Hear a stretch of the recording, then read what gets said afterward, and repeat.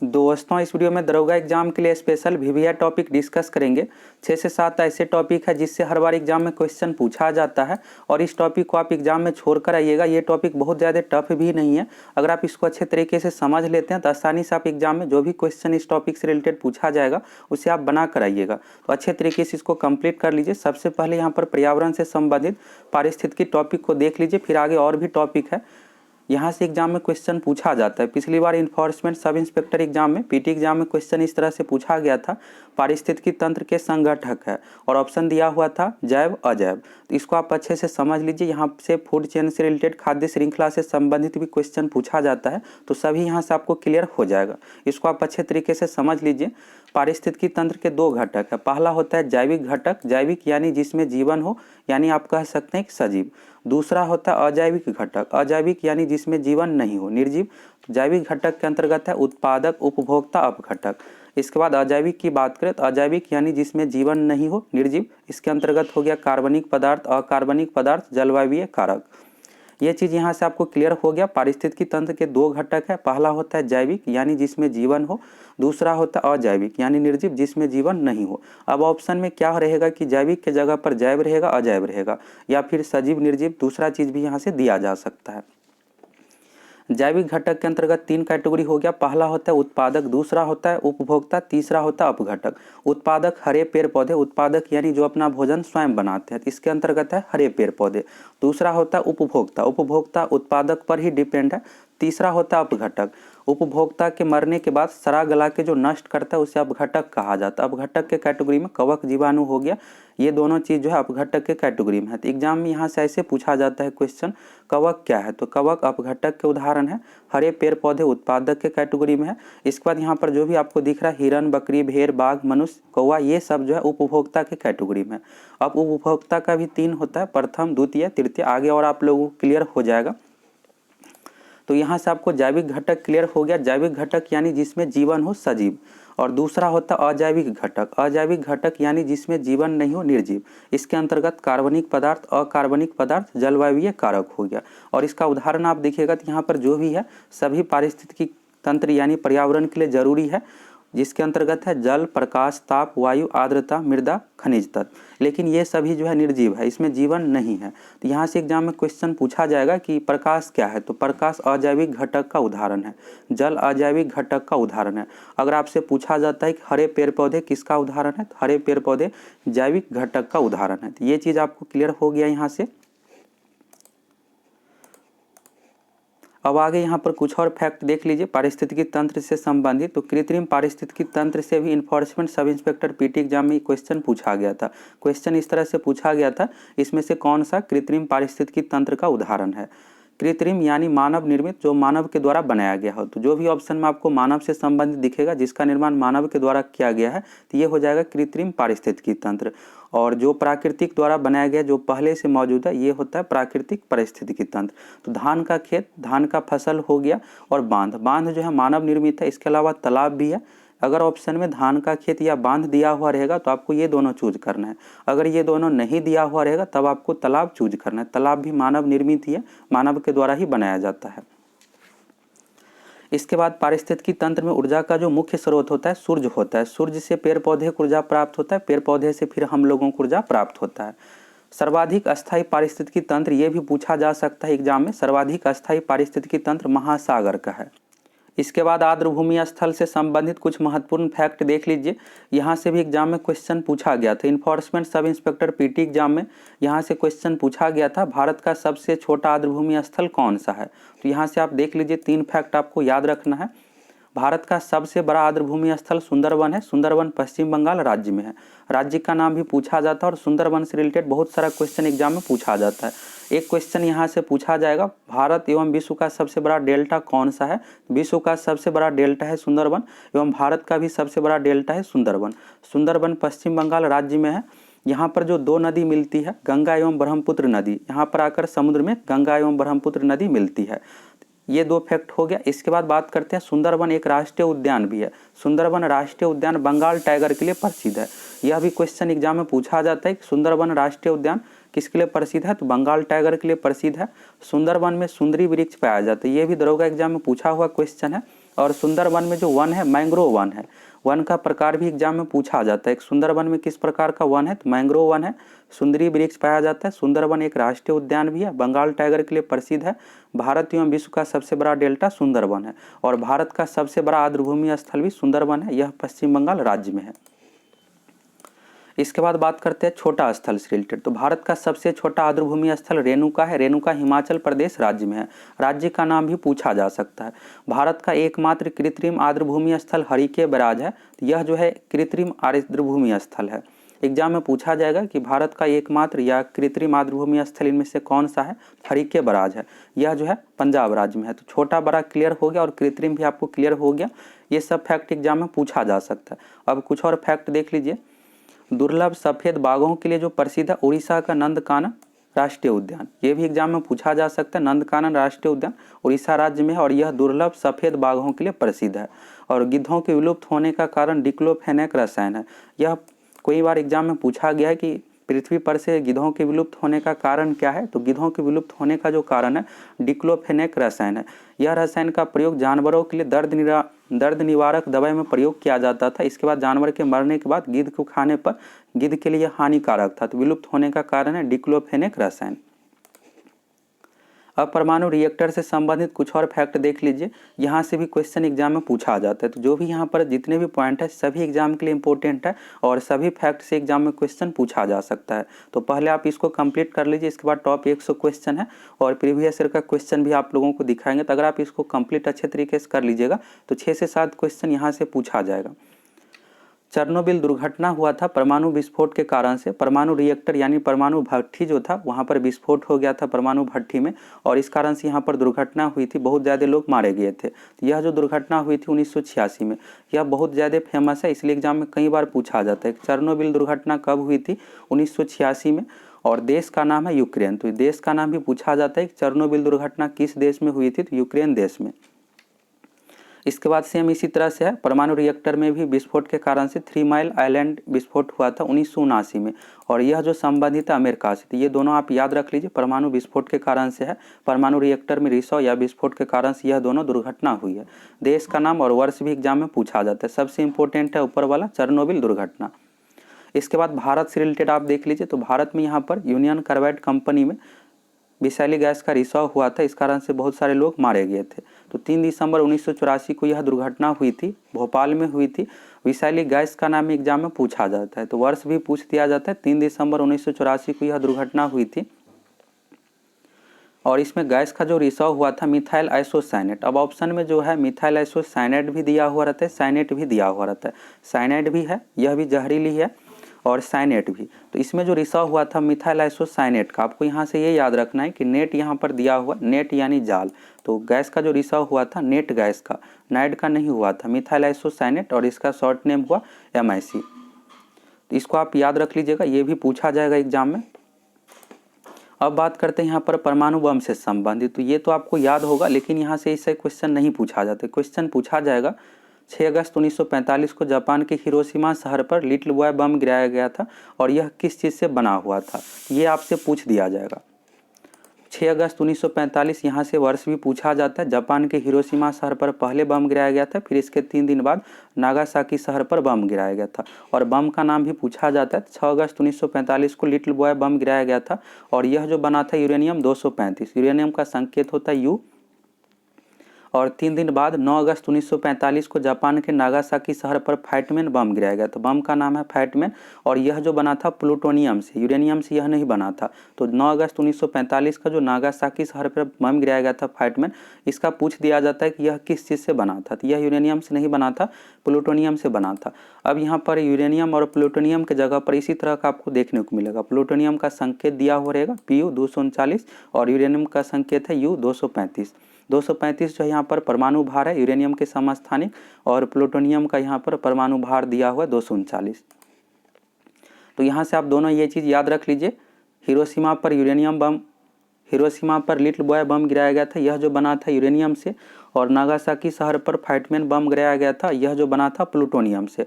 इसके बाद यहाँ पर राष्ट्रीय उद्यान से संबंधित कुछ फैक्ट देख लीजिए। तो भारत में कुल 104 राष्ट्रीय उद्यान है। तो राष्ट्रीय उद्यान की संख्या तो नहीं पूछा जाता एग्जाम में, ये पूछा जाएगा कि भारत में सर्वाधिक राष्ट्रीय उद्यान किस राज्य में है। तो सर्वाधिक राष्ट्रीय उद्यान मध्य प्रदेश राज्य में है और सर्वाधिक वन भी मध्य प्रदेश में ही है। भारत में कुल रामसर साइटों की संख्या अब 46 हो गया है। रामसर साइट क्या है, तो आर्द्रभूमि से संबंधित सम्मेलन रामसर में हुआ था। रामसर ईरान में है, तो जो भी आर्द्रभूमि से संबंधित स्थल है इसका नाम दिया जाता है रामसर साइट, और टोटल संख्या 46 हो गया है। तो करेंट अफेयर से रिलेटेड यह क्वेश्चन है। बाघ परियोजना की शुरुआत 1 अप्रैल 1972 को हुई थी। प्रोजेक्ट टाइगर कई बार एग्जाम में पूछा जाता है। प्रोजेक्ट टाइगर की शुरुआत कब हुई थी, 1 अप्रैल 1972 को। अब पर्यावरण से संबंधित कुछ महत्वपूर्ण दिवस देख लीजिए। एक क्वेश्चन यहाँ से भी हर बार पूछा जाता है, जल दिवस पूछ दिया जाएगा या फिर पृथ्वी दिवस, जैव विविधता दिवस, पर्यावरण दिवस, ये सब दिवस एक क्वेश्चन यहाँ से पूछा जाता है।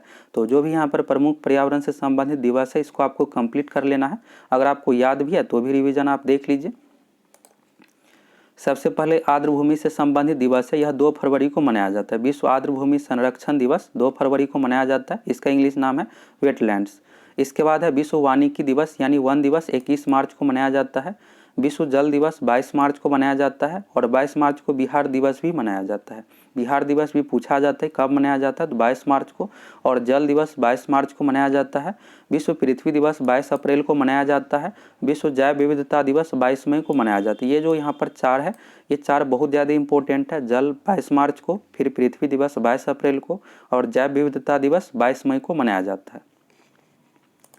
इसके बाद है विश्व पर्यावरण दिवस। तो विश्व पर्यावरण दिवस 5 जून को मनाया जाता है। विश्व जनसंख्या दिवस 11 जुलाई को मनाया जाता है। और यहाँ पर कुछ और देख लीजिए। विश्व ओजोन दिवस 16 सितंबर को मनाया जाता है। तो यहाँ तक आपको अच्छे से याद रख लेना है। विश्व जनसंख्या दिवस 11 जुलाई, विश्व पर्यावरण दिवस 5 जून, विश्व ओजोन दिवस 16 सितंबर को मनाया जाता है। ओजोन दिवस यानी ओजोन संरक्षण से संबंधित है, 16 सितंबर को मनाया जाता है। और भी कुछ यहाँ पर दिवस है, यहाँ से नहीं के बराबर क्वेश्चन पूछा जाता है। जल संसाधन दिवस 10 अप्रैल को मनाया जाता है। विश्व वन जीव सप्ताह 1 अक्टूबर को मनाया जाता है। विश्व पर्यावरण संरक्षण दिवस 25 नवंबर को मनाया जाता है। विश्व पर्यावरण दिवस अलग है, 5 नवंबर को मनाया जाता है, और विश्व पर्यावरण संरक्षण दिवस 25 नवंबर को मनाया जाता है। इसके बाद राष्ट्रीय प्रदूषण रोकथाम दिवस 2 दिसंबर को मनाया जाता है। विश्व आपदा नियंत्रण दिवस 13 अक्टूबर को मनाया जाता है। और वन्य जीव सप्ताह जो होता है 1 से लेकर 7 अक्टूबर तक। इसके बाद है वन महोत्सव। तो प्रत्येक वर्ष फरवरी एवं जुलाई के प्रथम सप्ताह में मनाया जाता है वन महोत्सव। वन महोत्सव भी यहाँ से आप इसको ध्यान रखिएगा, फरवरी एवं जुलाई के प्रथम सप्ताह में, यानी दूसरे और 7वें महीने में प्रथम सप्ताह में वन महोत्सव मनाया जाता है। तो यहाँ पर पर्यावरण से संबंधित आप दिवस देख लिए। शुरू का जो भी दिवस है ये यहाँ से एक क्वेश्चन एग्जाम में पूछा जाएगा, इसका आप स्क्रीनशॉट लेकर के अच्छे से याद कर लीजिए अगर याद नहीं है तो। अब यहाँ पर कुछ और फैक्ट देख लीजिए। रामसर संधि जो हुआ था 1971 में, यह जो संबंधित आर्द्रभूमि संरक्षण से संबंधित है। रामसर जो जगह है ईरान में है और यहीं पर संधि हुआ था 1971 में। इसके बाद रामसर साइटों की संख्या निर्धारित किया गया जो भी आर्द्रभूमि से संबंधित जगह है। तो ऐसे टोटल भारत में 46 जगह है अभी वर्तमान में। इसके बाद है यहाँ से भी क्वेश्चन पूछा जाता है जैव विविधता से रिलेटेड। भारत का पश्चिमी घाट एवं पूर्वी हिमालय 2 प्रमुख हॉट स्पॉट है। हॉट स्पॉट यानी जैव विविधता का व्यापक भंडार, यहाँ पर सर्वाधिक जैव विविधता पाई जाती है। तो एग्जाम में क्वेश्चन पूछा जाता है, पिछली बार भी दरोगा एग्जाम में पूछा गया था कि भारत का सर्वाधिक जैव विविधता वाला क्षेत्र है तो पश्चिमी घाट एवं पूर्वी हिमालय है। तो दोनों में से कोई एक ही ऑप्शन में रहेगा, पश्चिमी घाट पूर्वी हिमालय, इसके बाद हिमालय क्षेत्र सर्वाधिक जैव विविधता वाला क्षेत्र है। तो अगर तीनों ऑप्शन में रहेगा तो ऑप्शन दिया हुआ रहेगा डी ऑप्शन, उपर्युक्त सभी, तो सभी आपको आंसर देना है। पश्चिमी घाट एवं पूर्वी हिमालय सर्वाधिक जैव विविधता वाला क्षेत्र है। E.O. विल्सन को जैव विविधता का पिता कहा जाता है, ये भी पूछा जा सकता है। और यहाँ पर पारिस्थितिकी से रिलेटेड देख लीजिए, 2 यहाँ से आपको पॉइंट याद रखना है। पहला होता है पारिस्थितिकी। तो इकोलॉजी शब्द का प्रयोग सबसे पहले जो किया था अर्नेस्ट हैकेल, यह एग्जाम में पूछा जाता है। पारिस्थितिकी यानी इकोलॉजी शब्द का प्रयोग सबसे पहले किसने किया था, तो अर्नेस्ट हैकेल ने। और पारिस्थितिकी तंत्र इकोसिस्टम शब्द का प्रयोग एजी टॉन्सले ने किया था। ये दोनों अलग अलग है, आपको दोनों अलग अलग तरीके से अच्छे से याद रखना है। पारिस्थितिकी का हो जाएगा अर्नेस्ट हैकेल, पारिस्थितिकी तंत्र का हो जाएगा एजी टॉन्सले। अगला है देश का पहला जैव मंडल संरक्षित क्षेत्र, यह भी दरोगा एग्जाम में पूछा गया है और यहाँ से वर्ष भी पूछा जा सकता है एग्जाम में। देश का पहला जैव मंडल संरक्षित क्षेत्र नीलगिरी है और इसे जो संरक्षित किया गया है 1986 में, तो इसको भी आपको याद रखना है। भारत का पहला जैव मंडल संरक्षित क्षेत्र नीलगिरी है और इसे 1986 में संरक्षित किया गया है। कुछ यहाँ से और फैक्ट देख लीजिए, यहाँ से भी एक क्वेश्चन पूछा जाएगा। यहाँ से बिहार फॉरेस्ट गार्ड एग्जाम में पूछा गया था क्वेश्चन कि इनमें से कौन सा लुप्त प्रजाति है। लुप्त यानी पृथ्वी पर से पूरी तरह से विलुप्त हो गया है, अभी यह पृथ्वी पर मौजूद नहीं है। इसके अंतर्गत हो गया डायनासोर, डोडो पक्षी, इसके बाद है मैमथ। मैमथ हाथी के कैटेगरी का ही जानवर था, और अंटार्कटिक भेड़िया। ये चार चीज़ जो है पृथ्वी पर से पूरी तरह से विलुप्त हो गया, पृथ्वी पर मौजूद नहीं है। डायनासोर, डोडो पक्षी, मैमथ और अंटार्कटिक भेड़िया। यहाँ से एग्जाम में क्वेश्चन पूछा जाएगा इनमें से कौन सा जीव पृथ्वी पर से पूरी तरह से विलुप्त हो गया है, तो डायनासोर, डोडो पक्षी, मैमथ, अंटार्कटिक भेड़िया, ये चार नाम आप जरूर याद रख लीजिए। बाकी यहाँ पर और देख लीजिए, संकटपन प्रजाति। संकटपन प्रजाति यानी जिस पर अभी संकट है, ये अभी मौजूद है लेकिन आने वाले समय में हो सकता है कि ये पृथ्वी पर से विलुप्त हो सकता है अगर इसको संरक्षित नहीं किया जाता है तो। इसके अंतर्गत हो गया ग्रेट इंडियन बस्टर्ड, बाघ, कस्तूरी मृग, ये तीन नाम यहाँ से आप याद रखिएगा, और एक काला हिरन भी। ग्रेट इंडियन बस्टर्ड, बाघ और कस्तूरी मृग, काला हिरन, ये सब संकटपन प्रजाति के अंतर्गत है। इसके अलावा अफ्रीकन हाथी, भारतीय चीता, गिद्ध, शाही, बारहसिंगा। और गिद्ध का पृथ्वी पर से विलुप्त होने का जो कारण है, अभी जो यह संकटपन प्रजाति में डेक्लोफेन आप शुरू में देखे रसायन का नाम, तो यह भी एग्जाम में पूछा जाएगा। इसके बाद है सुभेद्य प्रजाति। सुभेद्य प्रजाति के अंतर्गत है लंगूर, चिंकारा, एंटीलोप। एंटीलोप हिरन के कैटेगरी के ही अंतर्गत जानवर है। इसके बाद है दुर्लभ प्रजाति। दुर्लभ प्रजाति में है हिम चीता और शुतुरमुर्ग। और मध्यवर्ती प्रजाति में देखिएगा तो गंगा की डॉल्फिन और छोटे कान की खरा।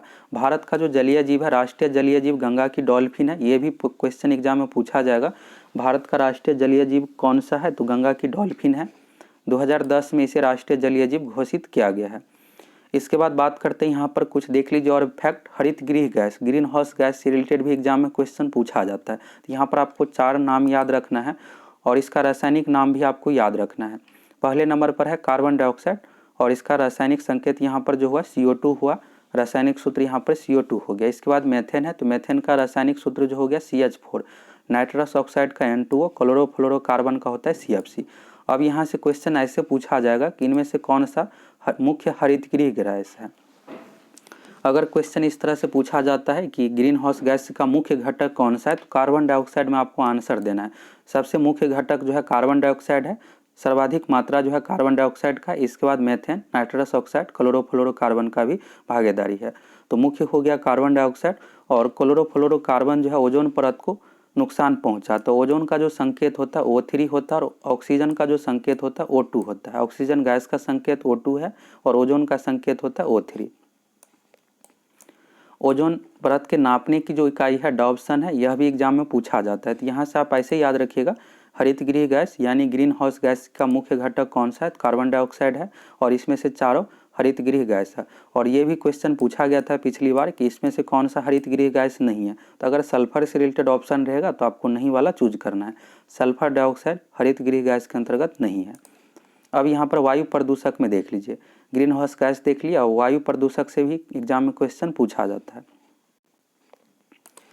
वायु प्रदूषक में आपको एयर पोल्यूशन में सबसे अधिक जो भागीदारी है कार्बन मोनोऑक्साइड का, यह जहरीली गैस है, इस कारण से सर्वाधिक वायु प्रदूषक माना जाता है। मानव शरीर के स्वास्थ्य के लिए बहुत ज़्यादा हानिकारक है कार्बन मोनोऑक्साइड, और ये सभी भी है लेकिन सर्वाधिक अगर पूछा जाता है तो कार्बन मोनोऑक्साइड, और इसका रासायनिक सूत्र हो गया CO।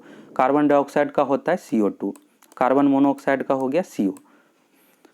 कार्बन मोनोऑक्साइड सर्वाधिक हो गया, इसके बाद carbon dioxide, sulphur dioxide, nitrous oxide, और अम्लीय वर्षा के लिए जो जिम्मेदार है सल्फर डाइऑक्साइड, नाइट्रस ऑक्साइड, ये दोनों अम्लीय वर्षा के लिए जिम्मेदार होता है। और सबसे मेन है इसमें से सल्फर डाइऑक्साइड, यह भी एग्जाम में पूछा जाता है।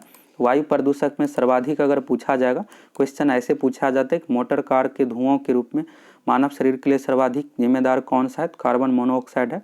सर्वाधिक प्रदूषक कौन सा है, तो कार्बन मोनोऑक्साइड में आपको आंसर देना है। इसके बाद प्रमुख रोग देख लीजिए, यहाँ से भी क्वेश्चन एग्जाम में पूछा जाता है। इसमें जो भी रोग है जल के कारण से, जल के माध्यम से मानव शरीर में फैलता है, तो सबसे पहले है मिनीमाटा रोग। तो मिनीमाटा रोग का जो कारण है पारा मरकरी है। पारा का ही दूसरा नाम होता है मरकरी और इसका संकेत होता है Hg। अब एग्जाम में पारा मरकरी की जगह पर इसका संकेत दिया हुआ रहेगा Hg, तो यह भी आपको याद रखना, यह पारा का ही संकेत है। सीसा का जो संकेत होता है पीबी होता है। मिनीमाटा रोग का जो कारण होता है पारा या मरकरी। इसके बाद है एस्बेस्टोसिस रोग। यह जो होता है एस्बेस्टस के कारण से, एस्बेस्टस के धूल फेफड़ा में जाकर जम जाता है और यह प्रभावित करता है मानव शरीर के फेफड़ा को, श्वास नली को प्रभावित करता है। इसके बाद है ब्लू बेबी सिंड्रोम। तो यह नाइट्रेट के कारण से होता है, ब्लैक फुट आर्सेनिक के कारण से होता है। ये दोनों एग्जाम में पूछा जाएगा। और ऊपर का जो है मिनीमाटा रोग पारा, यह भी एग्जाम में पूछा जाएगा। इसके बाद है इटाई रोग कैडमियम। इसका आप स्क्रीनशॉट ले लीजिए और यहाँ पर जो भी 5 दिया हुआ है इसको आप अच्छे से याद कर लीजिएगा। यहाँ से भी एक क्वेश्चन एग्जाम में पूछा जाएगा। इटाई रोग का जो कारण है कैडमियम है, और कैडमियम का जो संकेत होता है CD होता है, आर्सेनिक का संकेत होता है AS, blue baby syndrome nitrate के कारण से होता है, मिनीमाटा रोग पारा के कारण से होता है, एस्बेस्टोसिस रोग होता है एस्बेस्टस के कारण से। और ऑयल स्पिल्स के कारण यहाँ पर देखिएगा तो सागरीय जीव मर जाते हैं। सागर में खनिज तेल यानी जो भी जहाज होता है और इसमें से तेल का जो रिसाव होता है, इस कारण से सागरीय जीव मर जाते हैं। तो इसे जो कहा जाता है ऑयल स्पिल्स, यह भी पूछा जाएगा। और सीसा मानव मस्तिष्क को प्रभावित करता है। मानव मस्तिष्क यानी नर्वस सिस्टम को प्रभावित करता है सीसा के कारण से। सीसा का संकेत होता है PB और पारा मरकरी का संकेत होता है HG। अब चलिए टॉप 100 VVI क्वेश्चन देख लीजिए। इसके बाद आप लोगों को प्रीवियस ईयर का क्वेश्चन भी दिखलाएंगे। टॉप 100 क्वेश्चन भी आप जरूर देख लीजिए। खाद्य श्रृंखला से रिलेटेड क्वेश्चन पूछा जाता है। तो यहाँ पर टॉप 100 क्वेश्चन में जितने भी यहाँ पर पर्यावरण से रिलेटेड टॉपिक है और बीमारियों से संबंधित जो भी टॉपिक है, सभी क्वेश्चन शामिल है। इसको आप अच्छे तरीके से देख लीजिएगा तो हर एक पॉइंट आपको अच्छे तरीके से क्लियर हो जाएगा और एग्जाम में आपको कोई भी कन्फ्यूजन नहीं रहेगा। आप आसानी से सभी क्वेश्चन को बना लीजिएगा। पहला क्वेश्चन है सहजीविता का उदाहरण है। सहजीविता में होता क्या है कि दो जीव एक दूसरे पर आश्रित रहता है। कुछ कवक सहजीवी के रूप में शैवाल से मिलकर लाइकेन बनाते हैं। तो सहजीविता का जो उदाहरण है, इस क्वेश्चन का सही आंसर हो जाएगा लाइकेन। लाइकेन जो मिलकर बना होता है कवक एवं शैवाल से। अगला क्वेश्चन है पारिस्थितिकी विज्ञान केंद्र कहाँ स्थित है। पारिस्थितिकी विज्ञान केंद्र जो स्थित है, इस क्वेश्चन का सही आंसर हो जाएगा बेंगलुरु में। अगला क्वेश्चन है 10% का नियम किसने दिया। यह क्वेश्चन एग्जाम के लिए इम्पोर्टेंट है। होता क्या है कि खाद्य श्रृंखला में 3 चरण है। प्रथम चरण है उत्पादक, द्वितीय चरण है उपभोक्ता और तृतीय चरण है अपघटक। इसमें होता क्या है कि प्रत्येक चरण में मात्र 10% ऊर्जा का स्थानांतरण होता है। तो इस नियम को लिंडमान का नियम भी कहते हैं। और यह जो नियम दिया गया है लिंडमान द्वारा, सी ऑप्शन इसका सही हो जाएगा। तो एग्जाम में पूछा जा सकता है कि 10% का नियम किसके द्वारा दिया गया है, तो लिंडमान के द्वारा। और इस नियम को लिंडमान का नियम भी कहा जाता है। इसमें 10% ऊर्जा का ही स्थानांतरण होता है खाद्य श्रृंखला में, तो इसलिए इस नियम को लिंडमान का नियम कहते हैं। अगला क्वेश्चन है भारत में पर्यावरण संरक्षण अधिनियम कब पारित हुआ। भारत में पर्यावरण संरक्षण अधिनियम 1986 में पारित हुआ। बी ऑप्शन इसका सही हो जाएगा। अगला क्वेश्चन है पर्यावरण संरक्षण के लिए ग्रीन आर्मी को किसने प्रारंभ किया। पर्यावरण संरक्षण के लिए ग्रीन आर्मी को जो प्रारंभ किया है, इस क्वेश्चन का सही आंसर हो जाएगा ऑस्ट्रेलिया। अगला क्वेश्चन है भारत के निम्नलिखित राज्यों में से किसने हाल ही में हरित गृह कृषि ग्रीन हाउस फार्मिंग प्रारंभ की है।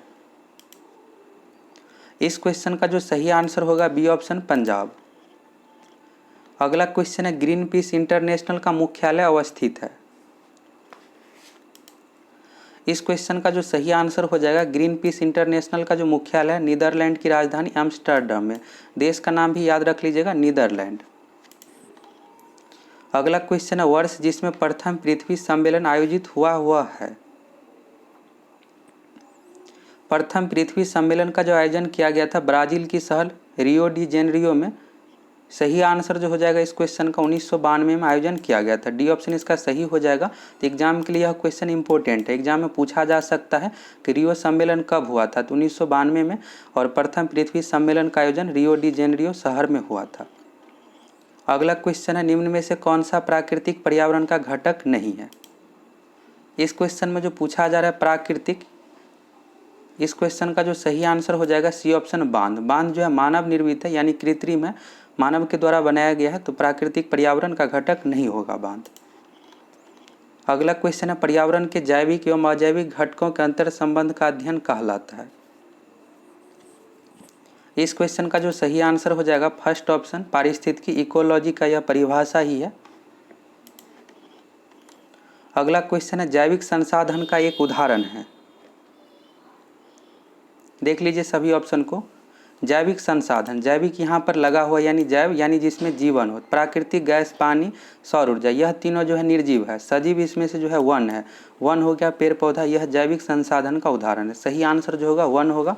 इस तरह से अच्छे से समझ लीजिए, जैविक यानी जिसमें जीवन हो, जो भी निर्जीव रहेगा नहीं होगा, सजीव होना चाहिए।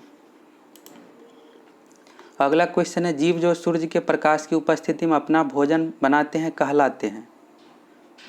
सूर्य के प्रकाश की उपस्थिति में जो भोजन बनाता है, हरे पेड़ पौधे। इस क्वेश्चन का सही आंसर होगा उत्पादक। उत्पादक जो कहा जाता है हरे पेड़ पौधे, हरे पेड़ पौधा उत्पादक होता है। अगला क्वेश्चन है कारक जो जलवायु को प्रभावित नहीं करता हुआ है। अक्षांश, समुद्र से दूरी, पृथ्वी की परिक्रमण गति, यह तीनों जलवायु को प्रभावित करता है, लेकिन डी ऑप्शन में जो दिया हुआ है पृथ्वी की परिभ्रमण गति, यह प्रभावित नहीं करता है।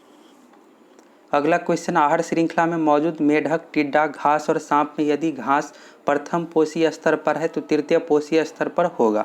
अच्छा सा क्वेश्चन है, यहाँ से एग्जाम में पूछा जा सकता है क्वेश्चन, इसको आप अच्छे से समझ लीजिए। यहाँ पर दिया हुआ है मेढक, टिड्डा, घास और सांप, चार यहाँ पर नाम दिया हुआ है, जिसमें से घास प्रथम पोषीय स्तर पर है, यानी घास प्रथम स्थान पर हो गया, तो बाकी तीसरे स्थान पर कौन होगा। घास जो है यहाँ पर उत्पादक है, तो उत्पादक प्रथम स्थान पर सबसे पहले उत्पादक होता है। उत्पादक के बाद उपभोक्ता होता है, और उपभोक्ता के बाद अपघटक होता है।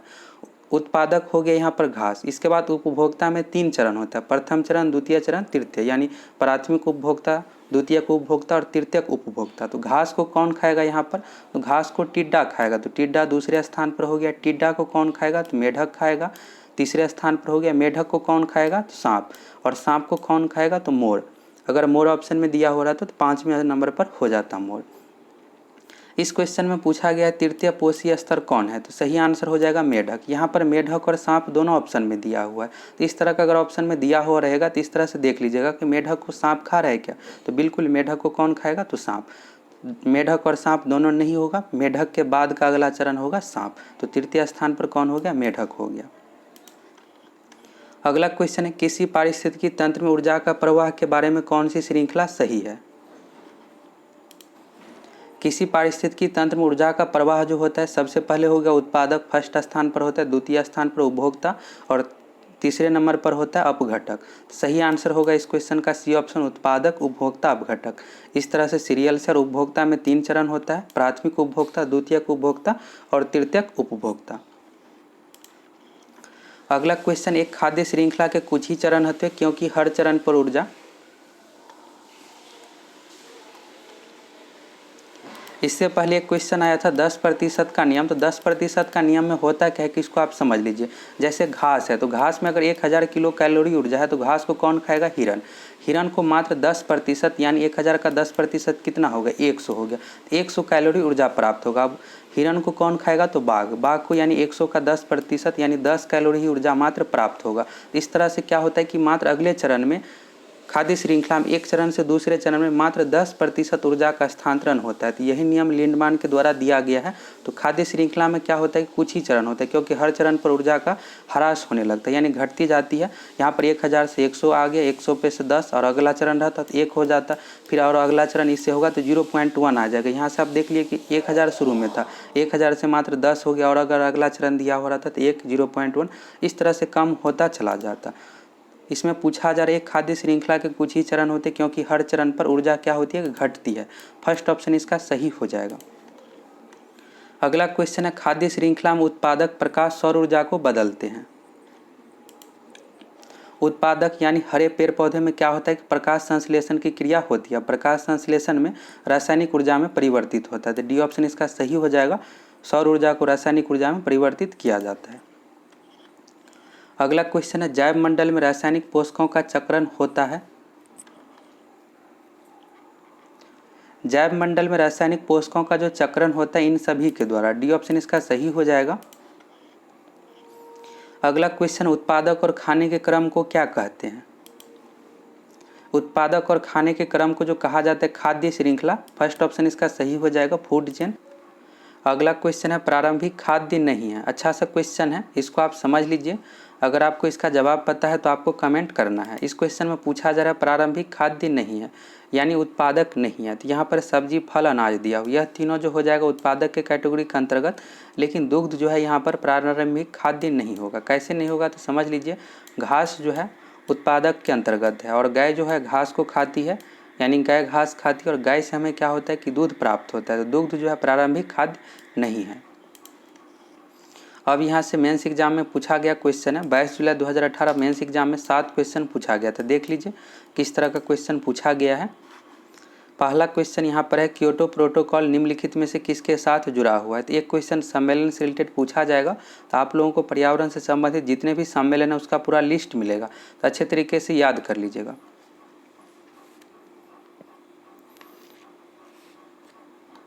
यहाँ पर सभी ऑप्शन को देख लीजिए। क्योटो प्रोटोकॉल जो संबंधित है जलवायु परिवर्तन से संबंधित है, डी ऑप्शन इसका सही हो जाएगा। क्योटो प्रोटोकॉल में ग्रीन हाउस उत्सर्जन गैस को कम करने का लक्ष्य रखा गया था, डी ऑप्शन इसका सही हो जाएगा। क्योटो प्रोटोकॉल जलवायु परिवर्तन से संबंधित है। अगला क्वेश्चन है ओजोन परत को CFC से बचाने के लिए बनाई गई अंतर्राष्ट्रीय संधि कौन सी है। CFC यानी क्लोरोफ्लोरोकार्बन से बचाने के लिए, तो ओजोन परत को संरक्षण से संबंधित जो अंतर्राष्ट्रीय संधि है मॉन्ट्रियल प्रोटोकॉल, बी ऑप्शन इसका सही हो जाएगा। अगला क्वेश्चन है जापान के योकोहामा सम्मेलन 1994 में किस मुद्दे पर आयोजित किया गया था। जापान के शहर योकोहामा में 1994 में जो सम्मेलन आयोजित किया गया था आपदा जोखिम में कमी, सी ऑप्शन इसका सही हो जाएगा। अगला क्वेश्चन है 1952 की राष्ट्रीय वन नीति को निम्नलिखित में से किस वर्ष में संशोधित किया गया था। पहली बार वन नीति जो घोषित किया गया था 1894 में, इसके बाद इसका संशोधन जो किया गया 1952 में, और इसके बाद पूछा जा रहा है यहाँ पर 1952 की राष्ट्रीय वन नीति को निम्नलिखित में से किस वर्ष में संशोधित किया गया था। तो इस क्वेश्चन का जो सही आंसर हो जाएगा 1988 हो जाएगा सही आंसर, सी ऑप्शन इसका सही हो जाएगा। अगर एग्जाम में इस तरह से पूछा जाता है कि पहली बार राष्ट्रीय वन नीति कब घोषित किया गया था, 1894 में। अगला क्वेश्चन है विश्व जल दिवस प्रतिवर्ष मनाया जाता है। एक क्वेश्चन पर्यावरण से संबंधित दिवस से रिलेटेड पूछा ही जाता है क्वेश्चन, मेंस एग्जाम में पूछा गया था, पीटी एग्जाम में भी पृथ्वी दिवस से रिलेटेड पूछा गया था, और इक्सा जैसा पीटी एग्जाम में विश्व जैव विविधता दिवस पूछा गया है। तो विश्व जल दिवस प्रत्येक वर्ष जो मनाया जाता है 22 मार्च को, 21 मार्च को वन दिवस मनाया जाता है, यह भी याद रख लीजिएगा। 22 अप्रैल को विश्व पृथ्वी दिवस मनाया जाता है और 22 मई को प्रत्येक वर्ष विश्व जैव विविधता दिवस मनाया जाता है। यहाँ पर है 11 जुलाई, तो 11 जुलाई को विश्व जनसंख्या दिवस मनाते हैं। 16 सितंबर को ओजोन संरक्षण दिवस मनाते हैं। ऊर्जा का पिरामिड हमेशा होता है। इस क्वेश्चन को भी अच्छे से याद रख लीजिएगा। ऊर्जा का पिरामिड हमेशा जो होता है सीधा होता है, तो सीधा सा यह क्वेश्चन पूछ लिया जाएगा कि ऊर्जा का पिरामिड किस प्रकार से होता है, तो सीधा होता है। अगला क्वेश्चन है रियो शिखर सम्मेलन किसके साथ जुड़ा है। रियो शिखर सम्मेलन जो जुड़ा हुआ है जैविक विविधता पर कन्वेंशन यानी जैव विविधता पर सम्मेलन। अगला क्वेश्चन है भारत का वन अनुसंधान संस्थान स्थित है। भारत का वन अनुसंधान संस्थान जो स्थित है देहरादून में, सी ऑप्शन इसका सही हो जाएगा। अब पीटी एग्जाम का क्वेश्चन देख लीजिए 2019 का क्वेश्चन है निम्नलिखित में से कौन एक दिशात्मक खाद्य श्रृंखला का प्रतिनिधित्व करता है।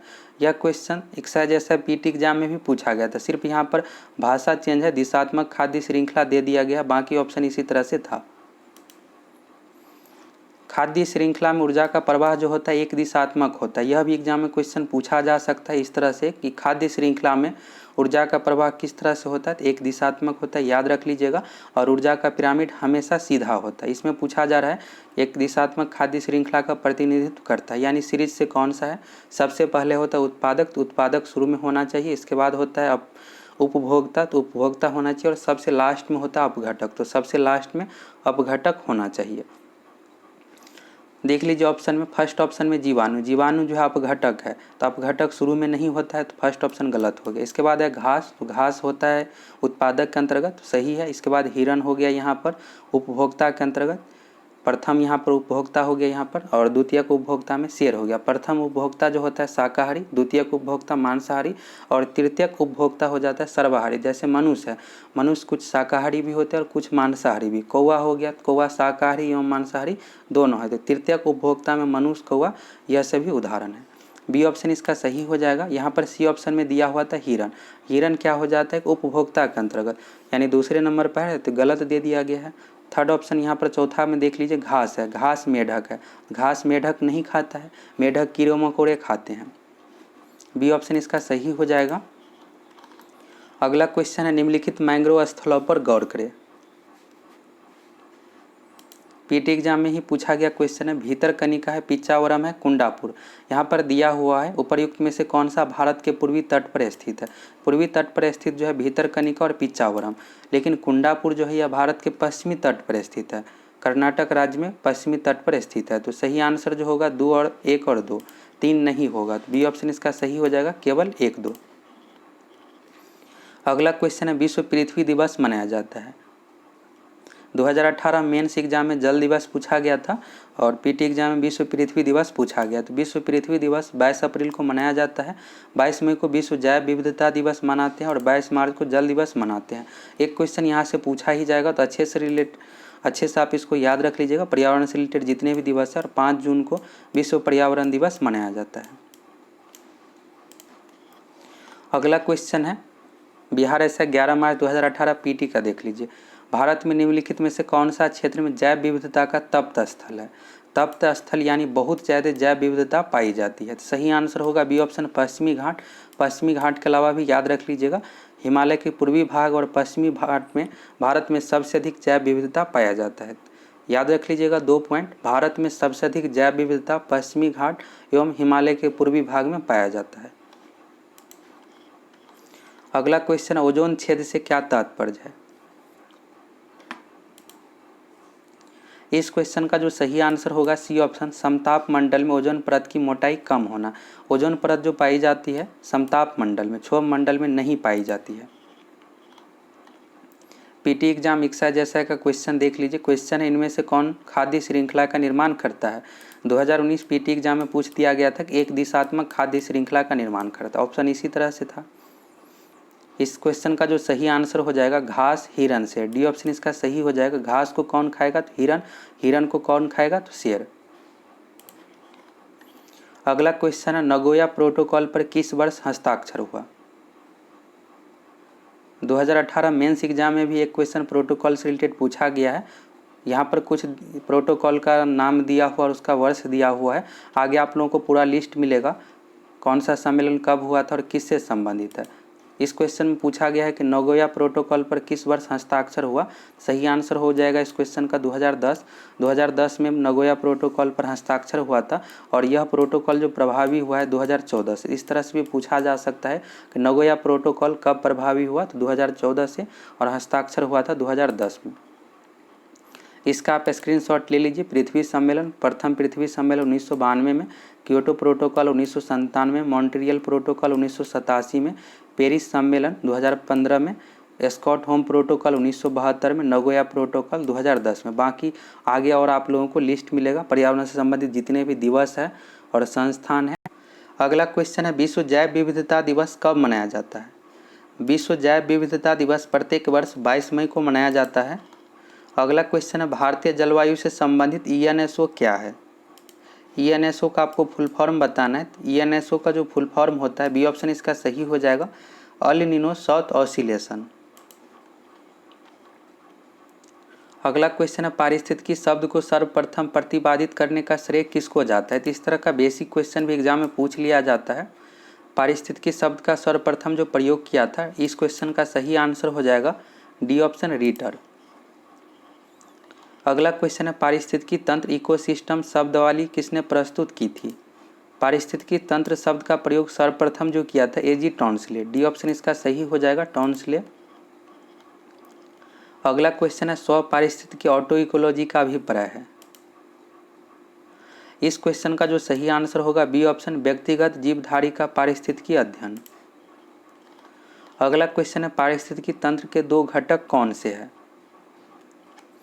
पारिस्थितिकी तंत्र के दो घटक होते हैं, जैविक और अजैविक। जैविक यानी जिसमें जीवन हो, सजीव हो गया। अजैविक जिसमें जीवन नहीं हो, जैसे जल हो गया, वायु हो गया। अजैविक घटक है। जैविक घटक में जिसमें जीवन हो। बी ऑप्शन इसका सही हो जाएगा, जैविक और अजैविक घटक। अगला क्वेश्चन है, निम्न में से पारितंत्र का अजीवीय घटक है। यहाँ से क्वेश्चन एग्जाम में पूछा जा सकता है जीवीय और अजीवीय से रिलेटेड। तो जीवीय में याद रख लीजिएगा जिसमें जीवन हो, ऑप्शन में आपको देख लेना। अजीवीय यानी जो निर्जीव हो। यहाँ पर दिया हुआ है जीवाणु, क्लोरेला, मानव, तीनों जो होगा जीवीय घटक होगा। लेकिन जल जो सी ऑप्शन में दिया हुआ है, जल निर्जीव होता है, जल हो गया। वायु अजीवीय घटक है। क्लोरेला जो है एक प्रकार का शैवाल है, समुद्री शैवाल है। अगला क्वेश्चन है, मुख्यतः मैंग्रोव वाले ज्वारीय वन कहाँ पाए जाते हैं। मैंग्रोव वन जो कहा जाता है समुद्र के तट के निकट पाए जाने वाले वन, यानी खारे लवणीय पानी में जो पाए जाने वाले पेड़ पौधा होता है उसको मैंग्रोव कहा जाता है। तो यह जो होता है साधारण जल में नहीं यानी लवणीय जल में पाया जाता है। सही आंसर जो हो जाएगा इस क्वेश्चन का सुंदरवन डेल्टा। मैंग्रोव वन जो पाए जाते हैं सुंदरवन डेल्टा में। अगला क्वेश्चन है, मैंग्रोव वनस्पति का मुख्य घटक है। इस क्वेश्चन का जो सही आंसर होगा फर्स्ट ऑप्शन राइजोफोरा। अगला क्वेश्चन है, किस इको प्रणाली में ग्रास लैंड शामिल किया जाता है। ग्रास मीन्स होता है घास, लैंड मीन्स हुआ भूमि। ग्रास यानी घास जो पाया जाता है स्थल पर ही। बी ऑप्शन इसका सही आंसर हो जाएगा स्थलीय। अगला क्वेश्चन है, जब पादप विविधता को प्राकृतिक आवास में संधारित किया जाता है तो इस संरक्षण को कहते हैं। यहाँ पर पूछा गया है प्राकृतिक आवास में, तो अगर प्राकृतिक आवास में संरक्षण किया जाता है तो इसको जो कहा जाता है स्वस्थाने। डी ऑप्शन इसका सही हो जाएगा इन सीटू। अगर बाहरी किसी दूसरे जगह पर संरक्षित किया जाता है तो इसको जो कहा जाता है एक्स सीटू यानी ब्रय अस्थायी। अगला क्वेश्चन है, निम्नलिखित में से अधिकतम जैव विविधता किस में होती है। जैव विविधता जो पाई जाती है जहाँ पर सबसे अधिक वर्षा होता है और तापमान अधिक होता है। तापमान अधिक रहेगा और वर्षा अधिक होगा, वहाँ पर जैव विविधता सबसे अधिक पाई जाती है। इस क्वेश्चन का सही आंसर हो जाएगा डी ऑप्शन उष्णकटिबंधीय क्षेत्र। ध्रुवीय क्षेत्र में जैव विविधता सबसे कम पाई जाती है। एग्जाम में यह भी पूछा जा सकता है कि सबसे कम कहाँ पाई जाती है, ध्रुवीय क्षेत्र में, और सबसे अधिक उष्णकटिबंधीय क्षेत्र में। उष्णकटिबंधीय क्षेत्र के जगह पर ऑप्शन इस तरह से भी दिया जा सकता है कि ध्रुवीय प्रदेश भी रहेगा और विषुवतीय प्रदेश भी, क्योंकि विषुवतीय प्रदेश में सबसे अधिक वर्षा होती है। उष्णकटिबंधीय क्षेत्र के जगह पर यह भी ऑप्शन आपको देखने को मिल सकता है। ध्रुवीय क्षेत्र में सबसे कम जैव विविधता पाई जाती है। अगला क्वेश्चन है, पारिस्थितिकी प्रणाली में प्राथमिक उत्पादक कौन होता है। पारिस्थितिकी प्रणाली में प्राथमिक उत्पादक पूछा गया तो पादप हो जाएगा, हरे पेड़ पौधे। सी ऑप्शन इसका सही हो जाएगा। अगला क्वेश्चन है, पारिस्थितिकी तंत्र किससे मिलकर बनता है। पारिस्थितिकी तंत्र में सजीव एवं निर्जीव दोनों प्रकार के घटक होते हैं, तो फर्स्ट ऑप्शन इसका सही हो जाएगा, जीवित समुदाय और उसके निर्जीव घटक। अगला क्वेश्चन है, जैव मात्रा का पिरामिड किस पारिस्थितिकी तंत्र में उल्टा है। एग्जाम के लिए यह क्वेश्चन इंपॉर्टेंट है, इसको याद रख लीजिएगा। जैव मात्रा का पिरामिड उल्टा जो होता है तालाब में। फर्स्ट ऑप्शन इसका सही हो जाएगा। अगला क्वेश्चन, आहार श्रृंखला में पादप द्वारा प्रयुक्त सौर ऊर्जा होती है केवल। इस क्वेश्चन का आंसर 10% नहीं होगा, इसका जो आंसर होगा 1%। आहार श्रृंखला में पादप द्वारा जो प्रयुक्त सौर ऊर्जा होती है 1 से लेकर 3%। 10% जो होता है आहार श्रृंखला में, अगर एक चरण से दूसरे चरण में ऊर्जा का स्थानांतरण होता है तो 10%। जैसे अगर उत्पादक से अगर उपभोक्ता यानी प्राथमिक उपभोक्ता अगर हिरण को ऊर्जा प्राप्त होगा तो इस कंडीशन में क्या होगा, घास से अगर हिरण को ऊर्जा प्राप्त होगा 10%, हिरण से बाघ को 10%, इस तरह से होता है। लेकिन इसमें पूछा गया है कि आहार श्रृंखला में पादप द्वारा प्रयुक्त सौर ऊर्जा जो होता है 1 से लेकर 3% के बीच। सही आंसर हो जाएगा इस क्वेश्चन का बी ऑप्शन 1%। अगला क्वेश्चन है, पारिस्थितिकी तंत्र में ऊर्जा का स्रोत है। पारिस्थितिकी तंत्र में ऊर्जा का जो मेन स्रोत है सूर्य है। सूर्य से पेड़ पौधे को ऊर्जा प्राप्त होता है और पेड़ पौधे से हम लोगों को ऊर्जा प्राप्त होता है। सही आंसर हो जाएगा सूर्य। अगला क्वेश्चन है, निम्न में से कौन किसी पारिस्थितिकी तंत्र में एक दिशीय प्रवाह दर्शाता है। ऊर्जा का जो प्रवाह होता है एक दिशीय। बी ऑप्शन इसका सही हो जाएगा। एग्जाम के लिए यह क्वेश्चन इंपॉर्टेंट है। अगला क्वेश्चन है, निम्न में से कौन सा एक वायु प्रदूषक है। यहाँ पर 3 दिया हुआ है, जलवाष्प, कार्बन डाइऑक्साइड, हाइड्रोजन गैस। यहाँ पर कूट दिया हुआ, इसमें से आपको बताना है कौन सा सही होगा। इसमें से जो वायु प्रदूषक है कार्बन डाइऑक्साइड है। कार्बन डाइऑक्साइड की वायुमंडल में जो मात्रा होनी चाहिए 0.03%। एग्जाम में यह भी पूछा जा सकता है, अगर इससे अधिक होता है तो वायु प्रदूषित माना जाता है। संतुलित के लिए 0.03% होना चाहिए। वायु प्रदूषक जो इसमें से है कार्बन डाइऑक्साइड है, जलवाष्प, हाइड्रोजन गैस वायु प्रदूषक नहीं है। सही आंसर हो जाएगा इस क्वेश्चन का बी ऑप्शन, केवल 2। अगला क्वेश्चन है निम्नलिखित में से कौन जैव निम्नीय बायोडिग्रेडेबल नहीं है।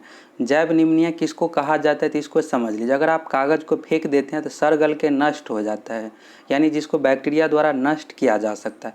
लेकिन अगर आप यहीं प्लास्टिक को फेंकिएगा तो कुछ नहीं होगा, जैसे है वैसा ही रहेगा। प्लास्टिक को बैक्टीरिया द्वारा नष्ट नहीं किया जा सकता है। तो इसमें पूछा जा रहा है जैव निम्नीय नहीं है, यानी बैक्टीरिया द्वारा किसको नष्ट नहीं किया जा सकता, यानी जो नष्ट नहीं हो सकता है, सड़गल नहीं सकता है। तो शीशा हो गया यहाँ पर, सड़गल नहीं सकता। अगर आप इसको फेंक दीजिएगा जैसे है वैसे ही रहेगा। फर्स्ट ऑप्शन इसका सही हो जाएगा। रुई और कागज़ यह दोनों को नष्ट किया जा सकता है। तो सही आंसर होगा फर्स्ट ऑप्शन, केवल 1। यहाँ से एग्जाम में क्वेश्चन पूछा जा सकता है, तो इसको आप समझ लीजिएगा अच्छे से।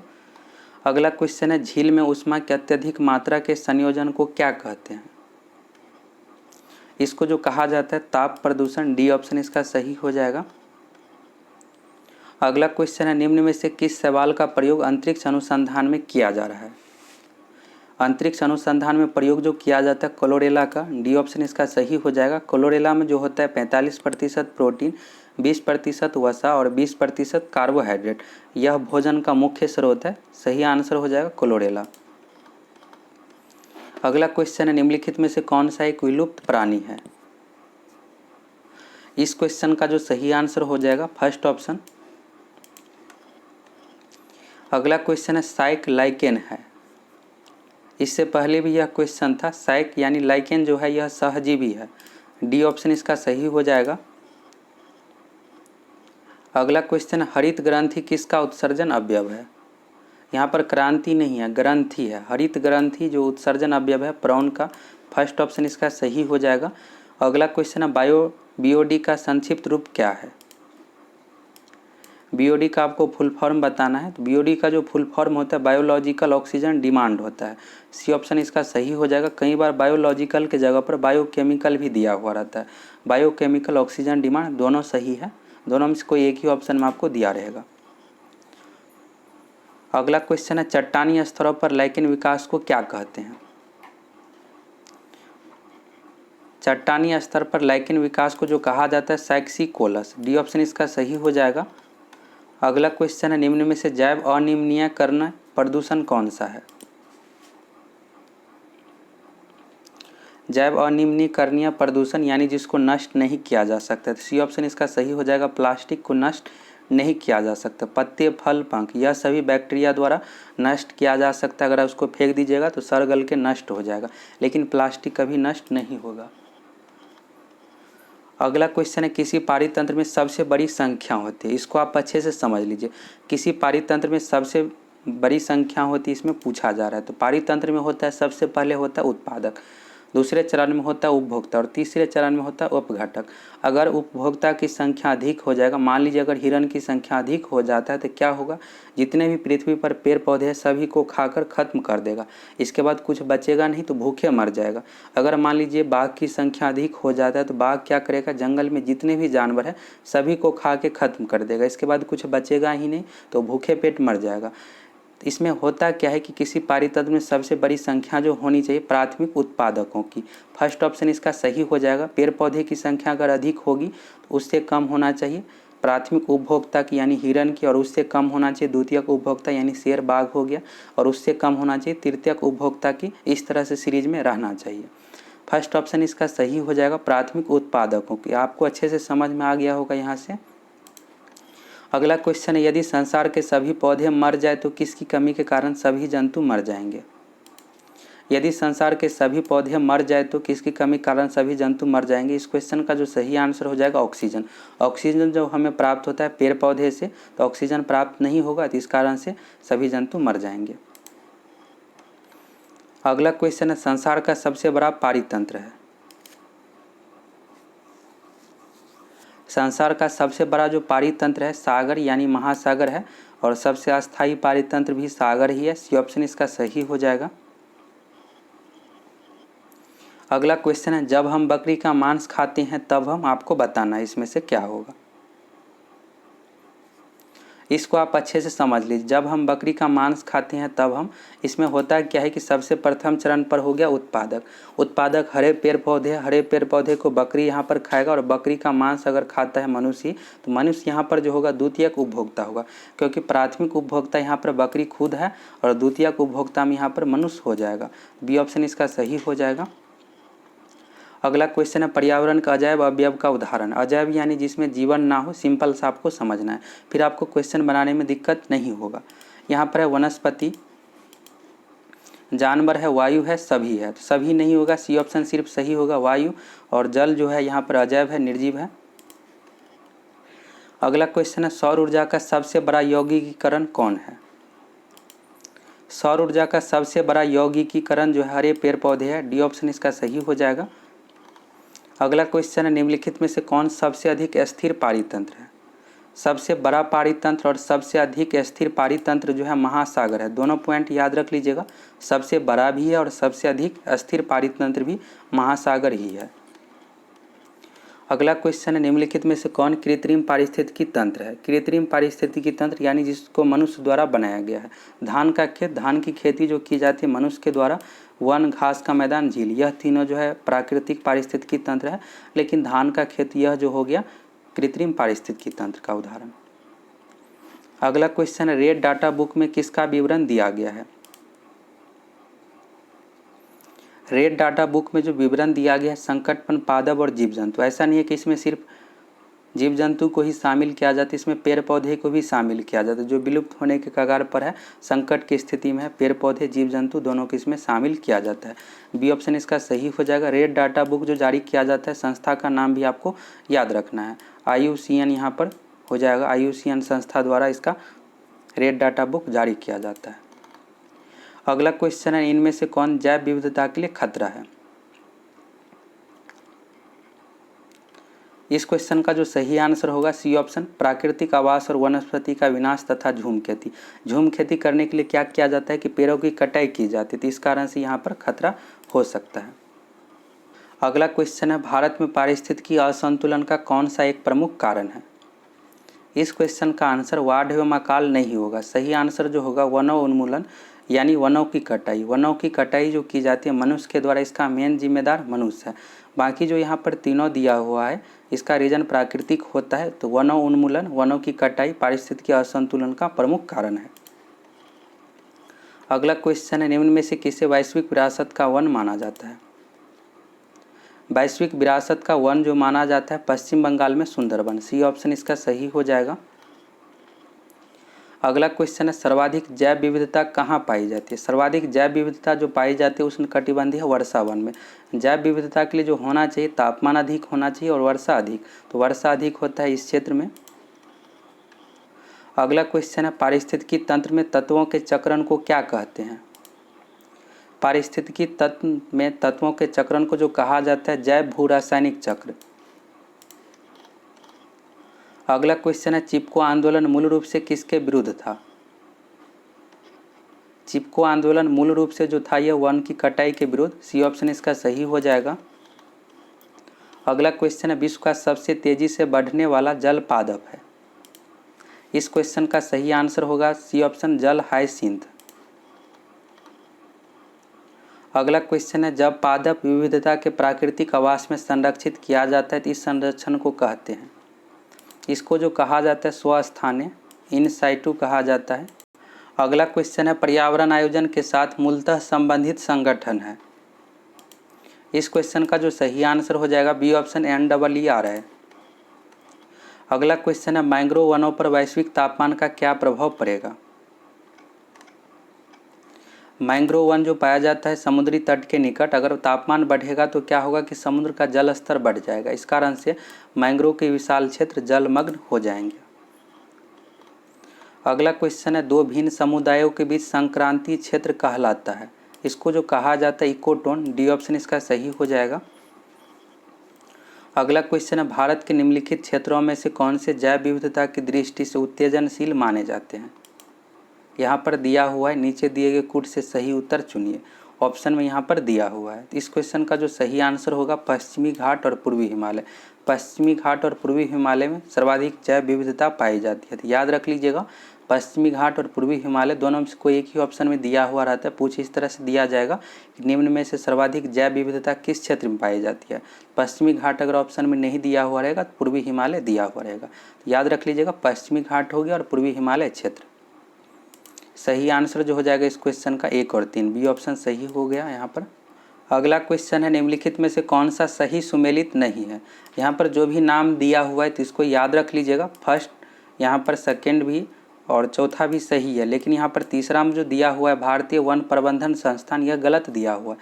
कोलकाता नहीं होगा, भोपाल होगा इसका सही आंसर। तो चारों का नाम याद रख लीजिएगा, एग्जाम में हो सकता है कोई एक पूछ दे। अगला क्वेश्चन, अपने ही वातावरण में एक जैव समुदाय जैसे तालाब, वन, महासागर, यहाँ तक कि एक जल जीवशाला थी को क्या कहा जाता है। इसको जो कहा जाता है पारिस्थितिकी तंत्र। डी ऑप्शन इसका सही हो जाएगा। अगला क्वेश्चन है, निम्नलिखित में से कौन सा कथन सही है। तो इसमें जो सही कथन है फर्स्ट ऑप्शन इसका सही हो जाएगा। जैव मंडलीय पारिस्थितिकी तंत्र में ऊर्जा का प्रवाह एक दिशीय होता है।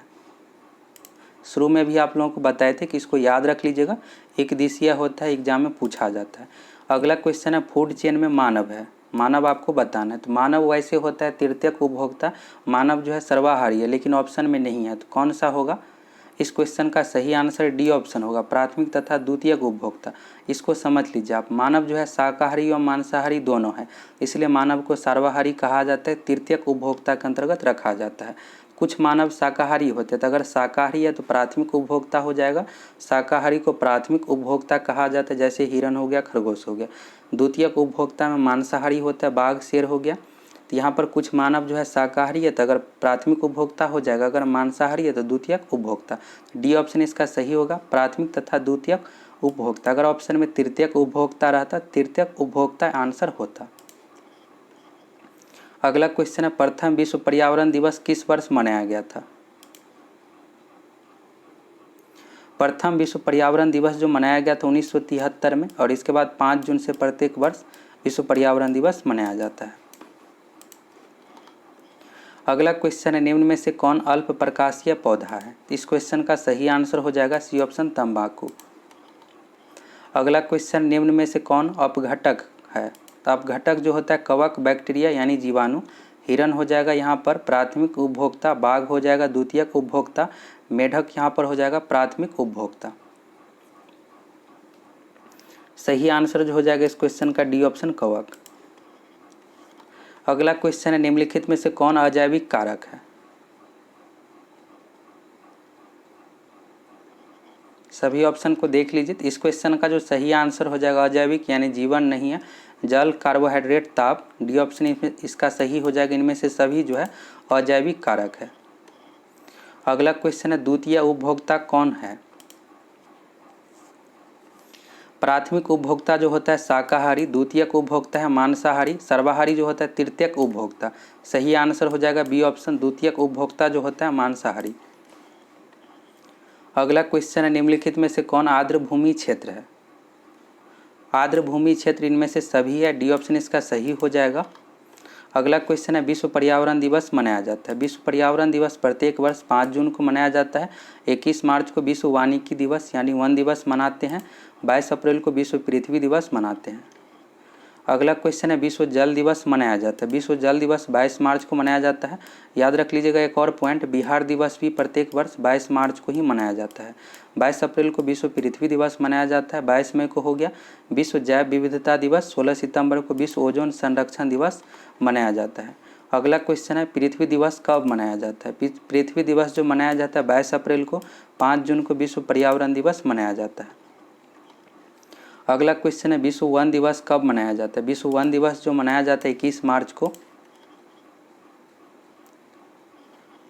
अगला क्वेश्चन है, मराकेश सम्मेलन 2016 किससे संबंधित है। मराकेश सम्मेलन जो संबंधित है, इस क्वेश्चन का जो सही आंसर हो जाएगा जलवायु परिवर्तन से। आगे सम्मेलन का पूरा आप लोगों को लिस्ट मिल जाएगा, उसका स्क्रीनशॉट ले लीजिएगा, याद कर लीजिएगा। अगला क्वेश्चन है, सलीम अली पक्षी विज्ञान केंद्र कहाँ स्थित है।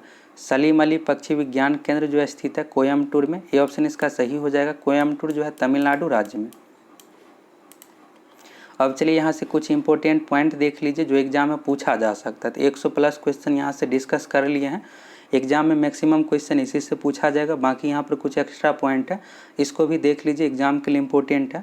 सबसे पहले दिया हुआ है विलुप्त प्रजाति। विलुप्त प्रजाति में है यहाँ पर डायनासोर और डोडो पक्षी, दोनों पृथ्वी पर से विलुप्त हो गया है। अब है यहाँ पर अगला संकटपन प्रजाति, यानी जो संकट की स्थिति में है। ग्रेट इंडियन बस्टर्ड बाघ, कस्तूरी मृग, तीनों का नाम जरूर याद रख लीजिएगा। बाकी जो नीचे में है यह भी इम्पोर्टेंट है, लेकिन यह 3 नाम जरूर आपको याद रख लेना है। अफ्रीकन हाथी हो गया, भारतीय चीता, गिद्ध, शाही, काला हिरन, बारहसिंगा, यह सभी संकटपन प्रजाति में से है। इसके बाद अगला है सभेद्य प्रजाति, लंगूर हो गया, चिंकारा, एंटीलोप। दुर्लभ प्रजाति में हिमचीता, शुतुरमुर्ग, यह भी एग्जाम में पूछा जा सकता है। इस तरह से पूछ दिया जाएगा इनमें से कौन सा दुर्लभ प्रजाति रेयर स्पेसीज में है, हिमचीता हो गया, शुतुरमुर्ग। अब बाकी यहाँ पर देख लीजिए, मध्यवर्ती प्रजाति में है गंगा का डॉल्फिन, छोटे कान के खरहे। एक फुल फॉर्म भी आपको याद रखना, यूएनसीएन का, international union for conservation of natural resource. इसका मुख्यालय स्विट्जरलैंड में।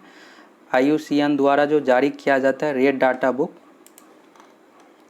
IUCN द्वारा रेड डाटा बुक जारी किया जाता है और इस पुस्तक में विभिन्न जातियों के जीव तथा पौधे जिन पर अस्तित्व का संकट है के नाम दर्ज किया जाते हैं। तो इसमें जो होता है पौधे भी हो गया और जीव जंतु भी, ऐसा नहीं है कि सिर्फ इसमें जीव जंतु का ही नाम होता है, पौधे का भी जो विलुप्त होने के कगार पर है।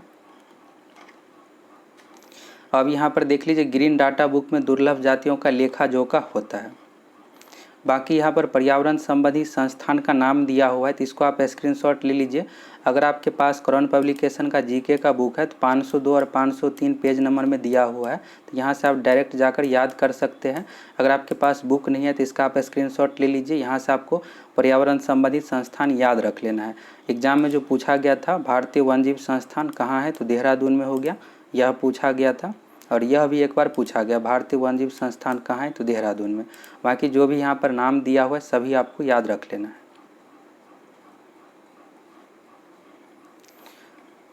और यहाँ पर कुछ नाम दिया हुआ है, इसको भी देख लीजिए आप। सलीम अली पक्षी विज्ञान केंद्र कोयम्बटूर में है। पर्यावरण से संबंधित प्रमुख अंतर्राष्ट्रीय सम्मेलन यहाँ पर पूरा लिस्ट में दिया हुआ है, तो इसका भी आप स्क्रीनशॉट ले लीजिए और इसको आपको अच्छे से याद कर लेना। एक क्वेश्चन यहाँ से पूछा जाएगा एग्जाम में, जैसे इस तरह से पूछा जाता है कि मॉन्ट्रियल समझौता कब हुआ था, तो 1987 में। किससे संबंधित है, तो ओजोन से संबंधित है। पृथ्वी सम्मेलन कहाँ हुआ था, तो रियो में, इसको रियो सम्मेलन भी कहा जाता है, 1992 में हुआ था, पर्यावरण से संबंधित है। नैरोबी घोषणा पत्र 1997 है। Kyoto protocol 1997, green house gas उत्सर्जन से संबंधित है। इसका पूरा स्क्रीनशॉट ले लीजिए और आपको याद कर लेना है। टॉप 100 क्वेश्चन देख लिया। अब चलिए प्रीवियस ईयर का क्वेश्चन देख लीजिए, कैसे क्या क्वेश्चन पूछा जाता है। इसका सही आंसर क्या होगा आप कमेंट करके बताइए। क्वेश्चन है, मोटर गाड़ी से निकलने वाला सबसे हानिकारक प्रदूषक है। यह question enforcement sub inspector mains exam 29 अगस्त 2021 को पूछा गया क्वेश्चन है। इसका सही आंसर क्या होगा आप कमेंट करके बताइए। मोटर गाड़ी से निकलने वाला सबसे हानिकारक प्रदूषक है। शुरू में प्रदूषक के बारे में आप लोगों को बताए थे, अगर एग्जाम में सर्वाधिक प्रदूषक पूछा जाता है तो आपको कार्बन मोनोऑक्साइड में आंसर देना है। कार्बन मोनोऑक्साइड इसका सही आंसर हो जाएगा। शुरू में आप लोगों को वायु प्रदूषक में बताए थे कि सर्वाधिक वायु प्रदूषक कार्बन मोनोऑक्साइड है। इसमें जो भी दिया हुआ ऑक्सीजन को छोड़ करके सभी प्रदूषक है, लेकिन सर्वाधिक जो प्रदूषक माना जाता है कार्बन मोनोऑक्साइड को, क्योंकि कार्बन मोनोऑक्साइड मानव शरीर के लिए बहुत ज़्यादा खतरनाक है। यह जहरीली गैस है। सही आंसर हो जाएगा कार्बन मोनोऑक्साइड। और कार्बन डाइऑक्साइड का जो सूत्र होता है CO2। CO2 में आप लोगों को जो बताए थे आंसर देना है, अगर पूछा जाएगा क्वेश्चन ग्रीन हाउस गैस का मुख्य घटक कौन सा है, तो कार्बन डाइऑक्साइड में आपको आंसर देना है। वायु प्रदूषक से रिलेटेड क्वेश्चन पूछा जाएगा तो कार्बन मोनोऑक्साइड में आप आंसर दीजिएगा। सल्फर डाइऑक्साइड भी प्रदूषक है, लेकिन सल्फर डाइऑक्साइड जो है मेन रूप से अम्लीय वर्षा के लिए जिम्मेदार है। अब अगला क्वेश्चन देख लीजिए, पारिस्थितिकी तंत्र में ऊर्जा का मुख्य स्रोत क्या है। तो इसके बारे में भी आप लोगों को बताए थे कि पारिस्थितिकी तंत्र में ऊर्जा का जो मेन स्रोत होता है सूर्य। सूर्य से फिर हम लोगों को ऊर्जा प्राप्त होता है। सूर्य से जो ऊर्जा प्राप्त होगा पेड़ पौधे को, पेड़ पौधे से फिर हम लोग यानी मनुष्य को ऊर्जा प्राप्त होगा। तो पारिस्थितिकी तंत्र में ऊर्जा का जो मेन स्रोत है सूर्य है। अब यहाँ पर पीटी एग्जाम का क्वेश्चन देख लीजिए। Enforcement sub inspector PT exam 6 दिसंबर 2020 को पूछा गया क्वेश्चन है यह। पारिस्थितिकी तंत्र के दो संगठक होते हैं जो है। इसका सही आंसर क्या होगा आप कमेंट करके बताइए। इस क्वेश्चन का आंसर ज़्यादातर स्टूडेंट एग्जाम में जंतु एवं पादप दिए थे, लेकिन यह आंसर गलत है।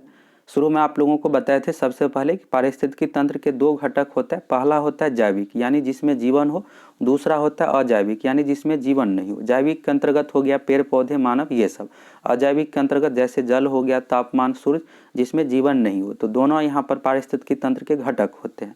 इसका सही आंसर जो हो जाएगा जैव एवं अजैव। जैव यानी जिसमें जीवन हो, अजैव जिसमें जीवन नहीं हो। जैव हो गया सजीव और अजैव निर्जीव हो गया। अगला है निम्नलिखित में से क्या एक कृत्रिम पारिस्थितिकी तंत्र का उदाहरण है। तो इसके बारे में भी आप लोगों को बताए थे। कृत्रिम पारिस्थितिकी तंत्र यानी जो मानव निर्मित है, मनुष्य के द्वारा बनाया गया है। तो वन और झील आप देखिएगा तो ये दोनों जो है प्राकृतिक है। तालाब, तो तालाब भी मनुष्य के द्वारा बनाया जाता है। इसके बाद है फसल का खेत। इसमें से आपको सबसे सही ऑप्शन चूज करना है। फसल का खेत यानी खेती जो है मनुष्य के द्वारा ही की जाती है। तो इसका सही आंसर तालाब नहीं हो करके क्या हो जाएगा, फसल का खेत हो जाएगा।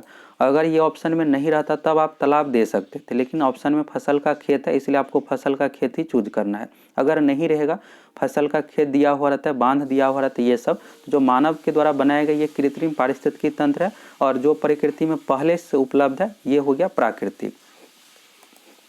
अगला क्वेश्चन है निम्न में से कौन सी गैस हरित गृह प्रभाव गैस नहीं है। ग्रीन हाउस गैस से रिलेटेड आप लोगों को 4 बताए थे, जिसमें से एक था CH4 मीथेन हो गया। मीथेन का यह रासायनिक सूत्र है। दूसरा था CO2 कार्बन डाइऑक्साइड, और इसके बाद तीसरा इसमें से जो था CFC क्लोरोफ्लोरोकार्बन, और चौथा इसमें से था नाइट्रस ऑक्साइड N2O। तो ये 4 गैस का आपको नाम याद रखना है। क्लोरोफ्लोरोकार्बन ओजोन परत क्षय के लिए जिम्मेदार है। सल्फर डाइऑक्साइड जो है हरित गृह प्रभाव गैस नहीं है यानी ग्रीन हाउस गैस के अंतर्गत नहीं है। सल्फर डाइऑक्साइड वायु प्रदूषक में और इसके कारण से अम्लीय वर्षा होती है। ग्रीन हाउस गैस का जो मुख्य घटक होता है कार्बन डाइऑक्साइड CO2 होता है। यह भी एग्जाम में पूछा जाएगा। ग्रीन हाउस गैस का मुख्य घटक कौन सा है, CO2 है। इसका सही आंसर जो हो जाएगा, इसमें से पूछा गया था कि नहीं है तो SO2 हो जाएगा, सल्फर डाइऑक्साइड। अगर पूछा जाता है ग्रीन हाउस गैस का मुख्य घटक कौन सा है, CO2 कार्बन डाइऑक्साइड। यहाँ से आपको सभी पॉइंट क्लियर हो गया। अगला है निम्नलिखित में से कौन सी भारत की सबसे छोटी आर्द्रभूमि स्थल है। तो आर्द्रभूमि से संबंधित आप लोगों को पूरे फैक्ट बताए हैं। रामसर जो संधि संबंधित है आर्द्रभूमि स्थल संरक्षण से, और भारत में कुल रामसर साइटों की संख्या अभी वर्तमान में 46 है। और इसमें पूछा गया है सबसे छोटी आर्द्रभूमि स्थल। तो सबसे छोटी आर्द्रभूमि स्थल रेणुका है और सबसे बड़ी आर्द्रभूमि स्थल सुंदरवन है। एग्जाम में यह भी पूछा जा सकता है कि भारत में सबसे बड़ा आर्द्रभूमि स्थल कौन सा है, तो सुंदरवन है। सुंदरवन पश्चिम बंगाल में है। भारत का सबसे छोटा आर्द्रभूमि स्थल रेणुका है। रेणुका हिमाचल प्रदेश में है। और भारत का एकमात्र कृत्रिम पारिस्थितिकी तंत्र हरिके बैराज है। हरिके बैराज पंजाब राज्य में है। तो इसका सही आंसर हो जाएगा रेणुका। और इसमें आप लोगों को जो भी टॉप 100 क्वेश्चन बताए हैं और जो भी शुरू में फैक्ट बताए हैं उसको आप अच्छे तरीके से कंप्लीट कर लीजिए। एग्जाम में आप आसानी से 6 से 7 क्वेश्चन बना लीजिएगा। ये टॉपिक एग्जाम के लिए बहुत ही इंपॉर्टेंट है। यहाँ से हर बार 6 से 7 क्वेश्चन एग्जाम में पूछा जाता है।